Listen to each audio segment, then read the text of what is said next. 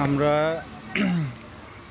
গেদুমে মসজিদ থেকে এখন আসলাম নজরুল নজরুল কলা স্ট্রিটে, আগরতলা, ত্রিপুরা।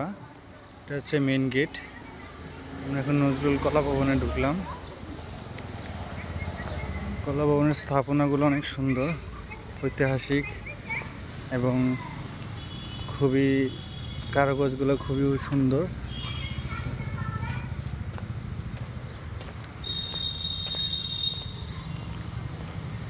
ল্যান্ডস্কেপের কাজ চলমান আছে মনে হয় কিছুটা।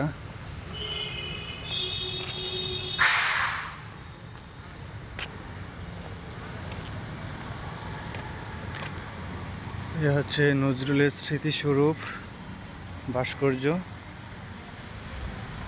আর এটা হচ্ছে নজরুল ভবনের গেটের আউটসাইডের রাস্তা।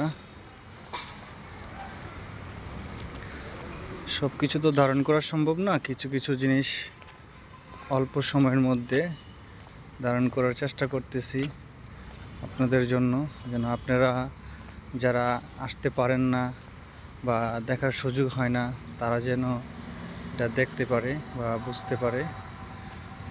আর দয়া করে আমাদের চ্যানেলগুলোতে সাবস্ক্রাইব করবেন, লাইক দিবেন, শেয়ার করবেন, কমেন্টস করবেন, কারণ আপনাদের জন্যই আমরা আসা। আর আপনারা যদি আমাদেরকে লাইক, কমেন্ট, শেয়ার না করে সাবস্ক্রাইব না করেন তাহলে আমরা খুবই কষ্ট পাব।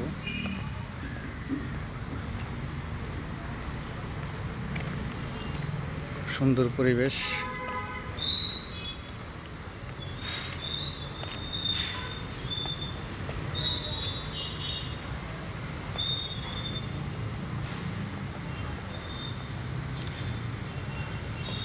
কালচারাল প্রোগ্রামের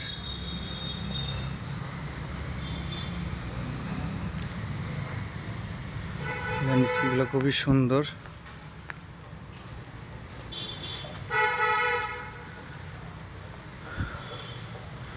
আমরা আসলে নজরুলের স্মৃতিগুলোকে ধারণ করার জন্য এখানে আসা।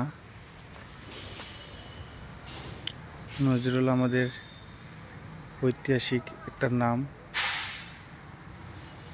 কবি নজরুলের কথা জানে না এমন খুব কম সংখ্যক মানুষই আছে, তবে ল্যান্ডস্কেপটা আমার কাছে খুব ভালো লাগছে। আমি চেষ্টা করতেছি অল্প সময়ের মধ্যে, আমি হয়তো গোছায় কথা বলতে পারি না, কিন্তু আপনাদের জন্য আমি চেষ্টা করতেছি।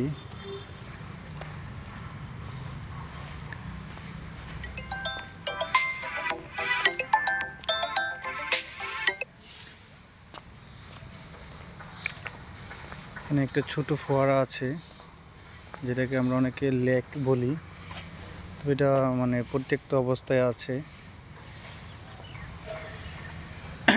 ভারতের ত্রিপুরায় নজরুলের এই কলা ভবনে